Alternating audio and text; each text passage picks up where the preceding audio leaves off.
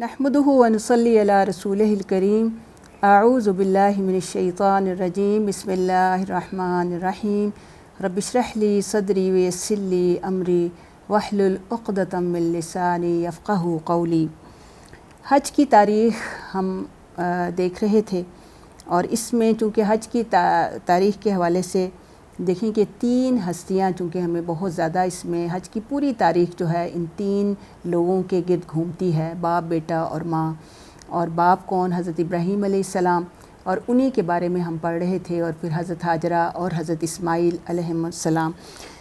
आप देखें कि हमने यहाँ तक पढ़ा कि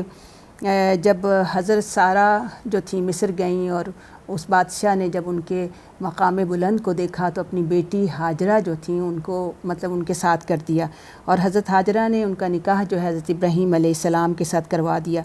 अब मिस्र से जब हज़रत इब्राहीम A.S फ़लस्तीन तशरीफ़ लाए और इसे अपनी दावत का मरकज़ बनाया और 80 साल की उम्र में अल्लाह ताला ने हज़रत हाजरा A.S के बतन से आपको एक बेटा दिया, यानी सबसे बड़े बेटे आपके जो थे वो हज़रत इस्माईल A.S थे। और हज़रत सारा जो थी अभी तक बेऔलाद थी। अब दोनों बीवियाँ इकट्ठी ना रह सकीं, लिहाजा हज़रत हाजरा और हज़रत इस्माईल अलैहिस्सलाम को लेकर हिजाज़ तशरीफ़ ले और यही अल्लाह का हुक्म भी था। और यहाँ पे उन्होंने अल्लाह ताला के हुक्म से अपनी बीवी और बेटे को एक बेआबो गयाह वादी में ठहरा दिया, वही मक्का ही थी। जब वापस जाने लगे तो आप देखें कि इसके पीछे आप देखें कि हज़रत इब्राहीम अलैहिस्सलाम का वो जज्बा और फिर हज़रत हाजरा का जो किरदार हमें नज़र आता है वो कितना खूबसूरत किरदार है। आप जब वापस जाने लगे तो बीवी ने बार बार सवाल किया कि आप हमें इस जंगल और बेयाबान में किसके सहारे छोड़ रहे हैं? आप ख़ुद सोचें कि वहाँ कोई भी नहीं रहता था, यानी वो सिर्फ़ एक शीर ख्वार बच्चा उनके साथ था और थोड़ा सा तोशा और खजूरें जो थी उन्होंने दी थी। और फिर और ये देखें कि अपनी बीवी से और वो बेटा जो बुढ़ापे में मिला उसकी जुदाई का तसव्वुर भी हज़रत इब्राहीम A.S के लिए भी बहुत ही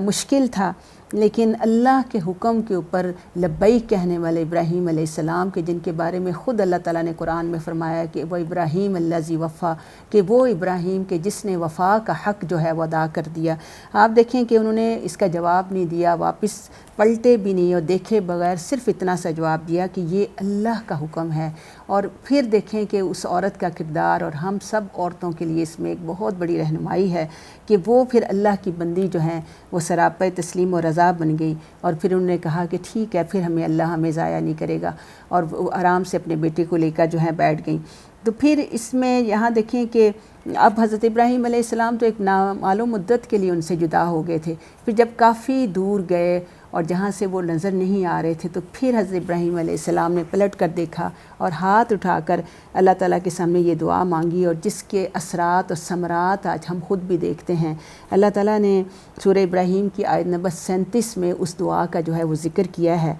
कि उन्होंने ये फ़रमाया कि ए हमारे रब, मैंने एक बेआबो गयाह वादी में अपनी औलाद के एक हिस्से को तेरे मोहतरम घर के पास ला बसाया है। ए हमारे रब, ये मैंने इसलिए किया है कि ये लोग यहाँ नमाज कायम करें, लिहाजा तो लोगों के दिलों को इनका मुश्ताक बना कि वो इनकी तरफ खींचे चले आएँ और इन्हें खाने को फल दे, शायद कि ये शुक्रगुज़ार बने। तो ये देखें कि ये दुआ सुभान अल्लाह कितनी बड़ी दुआ है कि इससे हमें क्या समझ आता है कि अल्लाह के दीन की सरबुलंदी के लिए, अल्लाह के दीन को कायम करने के लिए अंबिया ने कितनी बड़ी बड़ी कुर्बानियाँ जो हैं दी हैं। देखें कि ऐसी जगह जहाँ हशरातुल अर्ज़ और जंगली दरिंदों का भी जो है वो हर वक्त उनकी मौजूदगी का इम्कान जो था मौजूद था, और फिर कोई गमगुसार, कोई हमदर्द इंसान भी वहाँ मौजूद नहीं था, और चंद दिनों की खुराक ख़त्म होने के बाद उसके मिलने के भी कोई आसार वहाँ मौजूद नहीं थे। तो ये यानी ऐसी जगह अपने औलाद के एक हिस्से को और अपनी बीवी को जो है बसाना जो है अल्लाह पर तवक्कुल का ऐसा नमूना है जो रहती दुनिया तक जो है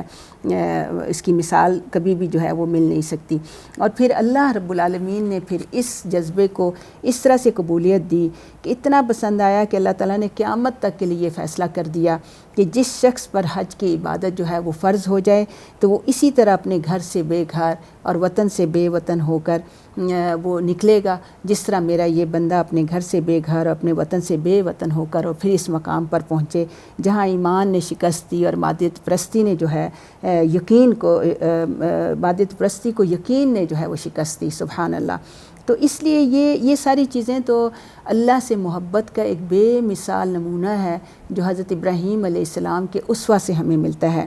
پھر جب حضرت ابراہیم علیہ السلام اپنے اہل خانہ کو جو بھی مطلب تھوڑی بہت چیزیں جو دے کے گئے ہوئے تھے، کھجور اور کچھ توشہ جو ہے وہ دے کے گئے تھے، وہ ختم ہو گئی، وہ مشکیزہ بھی پانی کا ختم ہو گیا اور کھجوریں بھی ختم ہو گئی۔ اب حضرت حاجرہ علیہ السلام کو جو ہے پیاس بھی محسوس ہوئی، اور انہوں نے اور بچہ بھی پیاس کی شدت سے جو ہے وہ رونے لگا۔ حضرت حاجرہ بے چین ہو کر قریب کی ایک پہاڑی تھی جو صفا پہاڑی کے نام سے ہم جانتے ہیں، اس کی طرف بھاگیں کہ شاید کوئی آدمی جو ہے وہ نظر آ جائے جس سے پانی لے سکیں۔ کوئی چیز نظر نہ آئی تو اسی پریشانی کے عالم میں وہ مروہ کی طرف، دوسری پہاڑی مروہ کی طرف بھاگیں، اور اسی اضطراب اور پریشانی کے عالم میں انہوں نے صفا اور مروہ کے درمیان 7 چکر لگائے، اور ابھی مروہ ہی پر تھیں۔ دیکھیں 7واں چکر جو ہے وہ مروہ پہاڑی کی طرف جو ہے وہ پورا ہوتا ہے۔ تو انہوں نے ایک آواز سنی، دیکھا تو حضرت جبریل علیہ السلام کہ ایڑی مارنے سے پانی کا چشمہ وہاں سے نکل آیا، اور وہیں پر سیدنا اسماعیل علیہ السلام جو تھے وہ لیٹے ہوئے تھے۔ یہ وہی چشمہ ہے جسے ہم زمزم کے نام سے جو ہے وہ جانتے ہیں۔ حضرت حاجرہ نے چشمے کے گرد منڈیر بنا کر اسے ایک حوض کی شکل دے دی، اور زمزم کا مطلب بھی یہ ٹھہر جائے نا، یہ عبرانی زبان کا لفظ ہے، اور خود نبی صلی اللہ علیہ وسلم فرمایا کہ اگر ہماری ماں یہ نہ کہتی تو پانی اتنا بہترا کہ پوری دنیا کو اس لپیٹ میں جو ہے وہ لے آتا، اور پھر انہوں نے اسے حوض کی شکل بھی دی۔ اب سیدہ حاجرہ دیکھیں کہ اللہ رب العالمین نے اس طرح سے ان کے رزق کا سامان کیا، اور زمزم پانی کے بارے میں خود نبی صلی اللہ علیہ وسلم کا ارشاد ہے کہ یہ انسان کی بھوک بھی مٹاتا ہے اور پیاس بھی مٹاتا ہے۔ اب وہ اطمینان سے خود بھی زمزم پیتی اور بچے کو بھی اطمینان سے دودھ پلاتی۔ اور آپ دیکھیں کہ اس چیز کو تصور میں لائیں کہ کیسا وہ صحرا تھا، اور کیسی وہ مطلب سناٹا، اور پہلی رات آئی ہوگی تو کیسے کٹی ہوگی، اور جب یعنی جو ساری مشکلات آئیں تو اس میں ایک عورت کا کردار کہ کس طریقے سے اس نے اللہ کے حکم پر جو ہے وہ لبیک کہی، اور اس کے بعد جو ہے اس قربانی کو، عورت کی اس قربانی کو اللہ رب العالمین جو ہے قبول کیا کہ پوری دنیا کے مردوں کو دیکھیں کہ جب سعی کے لیے جاتے ہیں تو مردوں کو اسی جگہ پہ بھاگنے کا حکم جو ہے وہ دیا ہے، تو ایک عورت کو اللہ نے فضیلت دی۔ یہ اسلام ہی ہے، اور یہ جو عورت کو اتنی زیادہ فضیلت اور مقام جو ہے وہ دیتا ہے۔ پھر آپ دیکھیں کہ اللہ نے کس طریقے سے آسانیاں کی کہ کچھ مدت کے بعد ایک قبیلہ جو بنو جرہم کے نام سے تھا، اس کو ادھر سے گزر ہوا، اور جب انہوں نے دیکھا کہ وہ پہلے بھی وہاں سے گزرتے تھے لیکن وہاں پہ چونکہ کوئی پانی نہیں تھا تو وہاں ٹھہرتے نہیں تھے، اب انہوں نے جب دور سے دیکھا کہ پرندے ہیں تو انہیں محسوس ہوا کہ یہاں کوئی پانی یا اس طرح کی کوئی چیز موجود ہے، اور وہ ادھر سے آئے تو حضرت حاجرہ وہاں بیٹھی ہوئی تھیں۔ انہوں نے انہیں کہا کہ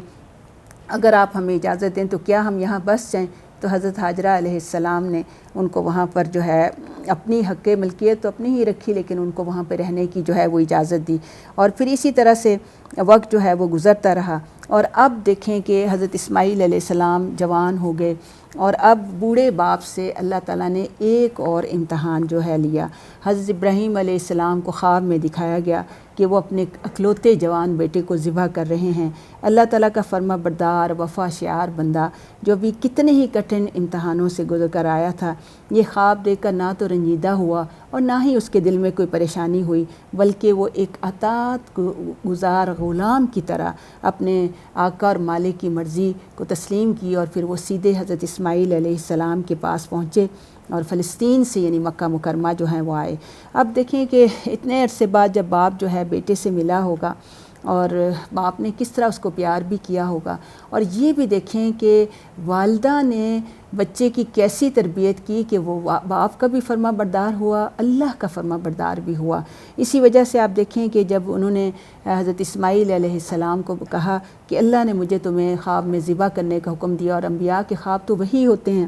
تو فرما بردار بیٹے نے کیا جواب دیا؟ یہ اب سورہ صافات کی آیت نمبر 102 میں ہے کہ انہوں نے کہا یا ابت افعل ما تؤمر ستجدنی انشاء اللہ من الصابرین، کہ اے میرے ابا جان جو کچھ آپ کو حکم دیا جا رہا ہے اسے کر ڈالیے، انشاءاللہ آپ مجھے صبر کرنے والوں میں سے پائیں گے۔ اور پھر آپ دیکھیں کہ اس اتنے سعادت مند بیٹے کا یہ جواب جو ہے باپ کو کتنا اطمینان جو ہے وہ دلا گیا، اور دونوں ہی باپ بیٹا اللہ تعالیٰ کے حکم کی تعمیل کے لیے نکل کھڑے ہوئے، اور پھر اللہ تعالیٰ کی رضا کے لیے حضرت ابراہیم علیہ السلام نے تاریخ انسانی کا وہ عظیم الشان کارنامہ سر انجام دیا جو کبھی بھی انسان جو ہے وہ سوچ نہیں سکتا، اور انہوں نے اپنے اس جگر گوشے کو منہ کے بل لٹا کر اس کی چھری تیز کی اور پوری طاقت کے ساتھ بیٹے کے گلے پر جو ہے وہ چھری چلاتے رہے، لیکن یہاں تک کہ اللہ تعالیٰ کی طرف سے یہ صدا آ گئی کہ قد صدقت الرؤیا ان کذالک نجزی المحسنین، کہ اے ابراہیم، یعنی اس وقت یہ بھی تاریخ سے ہمیں پتہ چلتا ہے کہ انہوں نے اپنی آنکھوں پر پٹی بھی باندھ لی،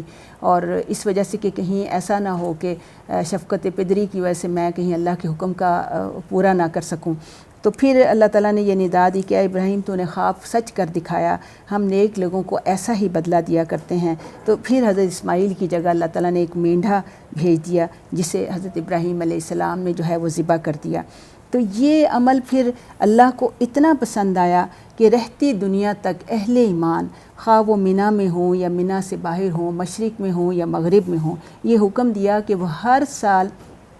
جذبہ ابراہیمی کے ساتھ ایک جانور ذبح کر کے جو ہے اس عظیم الشان واقعے کی جو ہے اس کو تازہ کیا کریں۔ اور یہ سارے امتحان جو ہیں حضرت ابراہیم علیہ السلام کی زندگی میں آئیں، اور اسی طریقے سے ہم دیکھتے ہیں کہ کس طرح سے اللہ تعالیٰ نے پھر حج کا جو ہے حکم دیا، اور انشاءاللہ یہ سارے واقعات ہم ساتھ ساتھ دہراتے جائیں گے۔ اللہ تعالیٰ ان واقعات سے ہمیں صحیح سبق حاصل کرنے کی توفیق عطا فرمائے۔ وما علینا الا البلاغ المبین۔